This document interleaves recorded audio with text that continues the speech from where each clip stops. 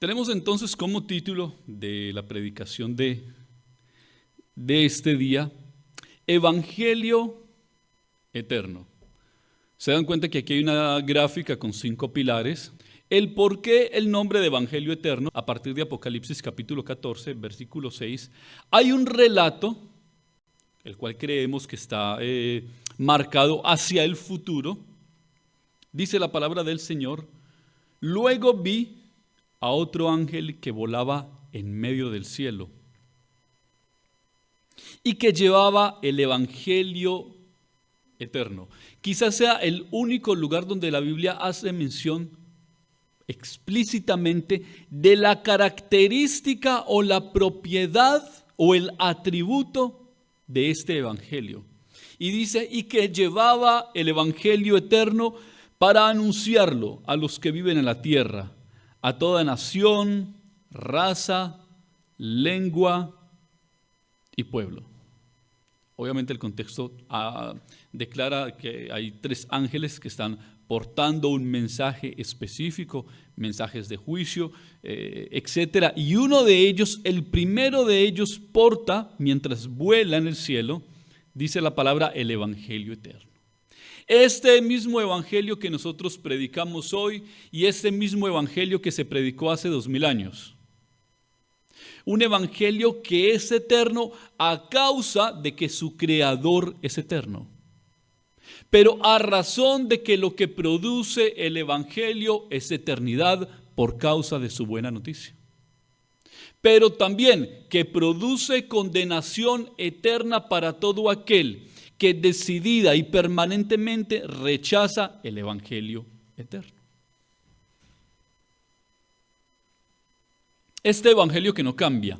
Una de las características del Evangelio, a razón misma de su fuente, de su inspirador, que es Dios mismo, es que la palabra de Dios es inmutable. El término inmutable significa que no cambia. En Él no hay sombra de variación. En Dios no hay posibilidad de que cambie como nosotros cambiamos. Creo que todos somos cambiantes sin necesidad de sufrir un grado de bipolaridad, pero evidentemente todos somos cambiantes.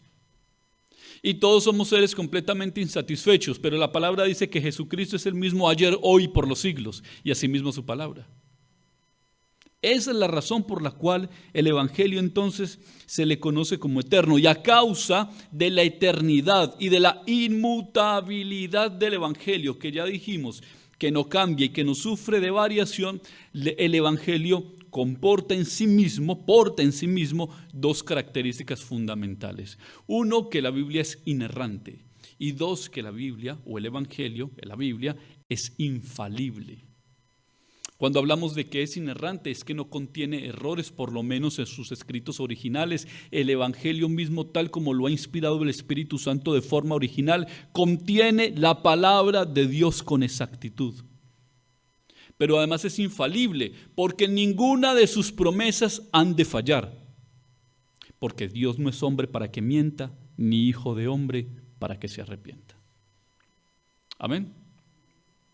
Recuerde que la palabra de Dios es inerrante, pero además es que infalible.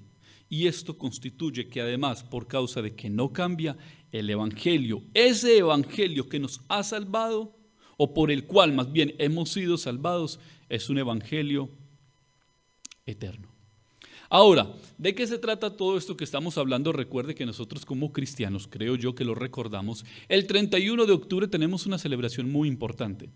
Y es que hace 507 años, exactamente en el año de 1517, se dio apertura, si se quiere apertura, a la Reforma Protestante. Un hombre simplemente se levantó de en medio de la Iglesia Católica Romana a protestar a causa de algunas posiciones heréticas de la Iglesia tradicional. Entre ellas las famosas indulgencias, en las cuales se decían que nosotros podíamos pagar con dinero por el perdón de nuestros pecados y que aún con dinero se podía pagar para que nuestros familiares, por ejemplo, que ya habían fallecido y que posiblemente estuvieran en un lugar que no es real, llamado purgatorio, tan solo con pagar. Y dicen ellos, de forma casi mística, que mientras la moneda se depositara en el fondo del lugar, del recipiente, inmediatamente el alma saldría de este purgatorio directamente al cielo. Y por cosas como estas llegó un hombre simplemente a levantar voz en contra de estas posturas que violaban la realidad de la palabra de Dios.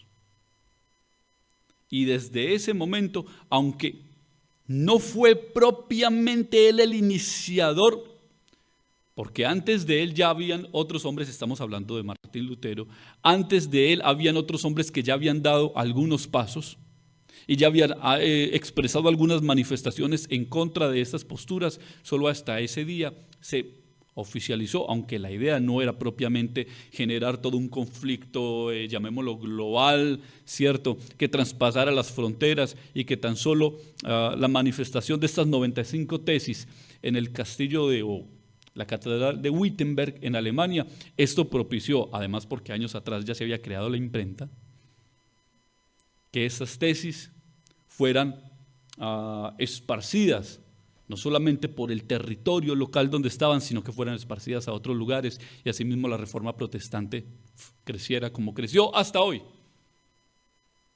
y que produjera el impacto que produjo, no solamente a nivel religioso, sino en la sociedad, en todas las áreas.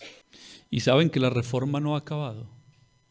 La reforma sigue hasta que Cristo venga, y requiere de que todos los días nosotros seamos transformados, santificados, que vayamos creciendo en el conocimiento y vayamos creciendo en la gracia de Dios, y que por el poder del Espíritu Santo vivamos y prediquemos a otros de Cristo, de su palabra, de su gracia, de que somos salvos por fe y de que somos lo que somos para la gloria de Dios. Amén.